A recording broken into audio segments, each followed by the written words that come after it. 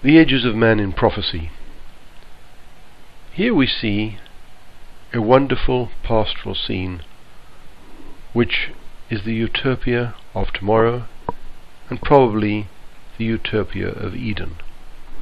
Here we see a husband and wife with their farm, and the odd animal out in the background, of course, is the lion. The dog is there, the children are there. Why is the lion there? Well, the nature of all beasts in the coming kingdom is to be changed, so that this sort of scene can become possible. These are one of the promises of Yahweh.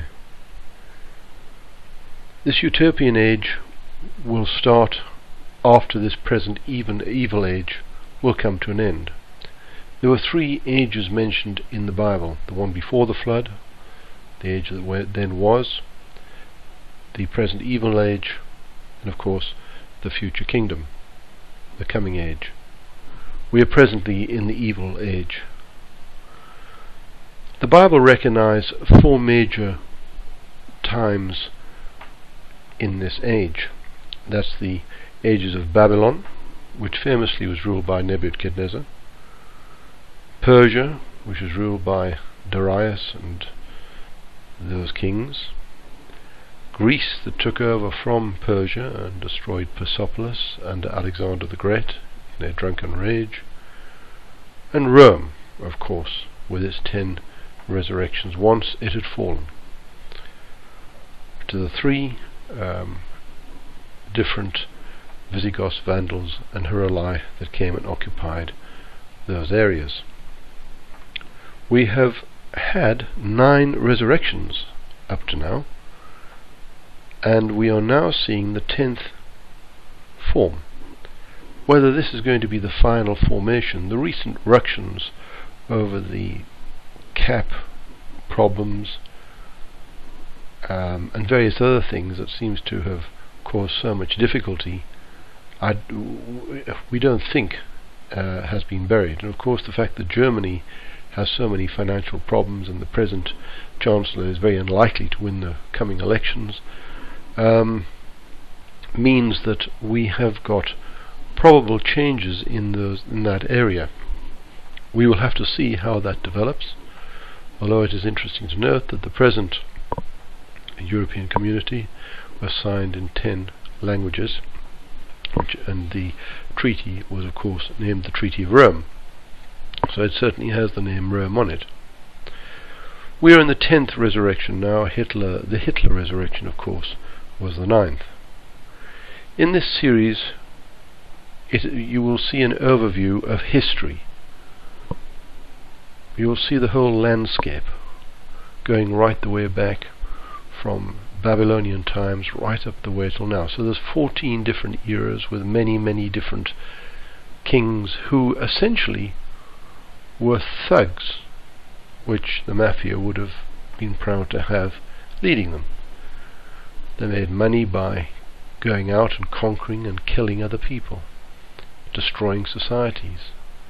And the Babylonian tendency was to take the people out of their society and export them to another area of land, and then bring another bunch of people from that area or from another area into that area. So we will see all this as we go through, and I hope that you will find it as the Ages of Man in Prophecy. When we have finished this Ages of Man in Prophecy series, one thing will strike you: how right the Bible was when Yahweh in 1 Samuel chapter 8 verses 7 to 22 said that kings would take your sons and daughters for their service.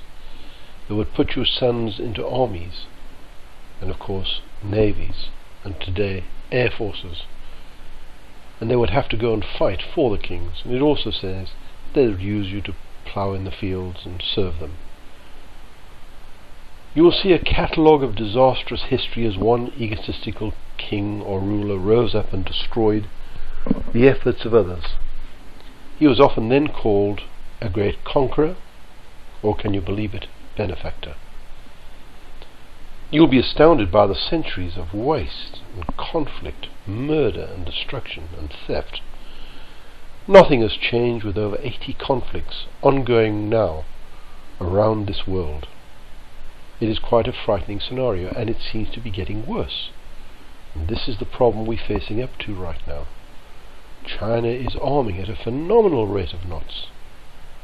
We've got the European Union now also arming and putting armies together, and there's certainly prophecies about that. So we are facing up to a very, very troublesome future in the near term. Have we learned anything?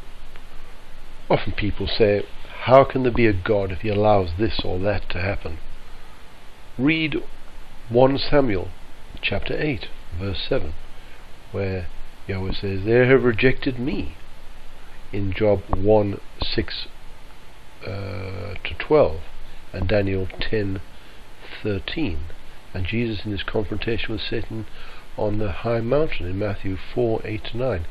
It all makes it clear that Satan is the one that accuses and has the power to rule at the present moment. Christ never said that he had no power to give the kingdoms to him. It is clear from what follows that these rulers that ruled had one characteristic, was that they hated mankind and seemed to kill everybody in sight, and were evil. These men killed and destroyed cities, homes and lives. For what? Have we learned anything in 6,000 years of history? What did Napoleon say? And you'll see this later on. I spend 10,000 men a day. That's 10,000 fathers, sons, uncles, grandfathers sometimes, who are killed for his ambition. As the saying goes, everything changes, but we are looking forward to the millennium. And what is the millennium? It is a 1,000-year period.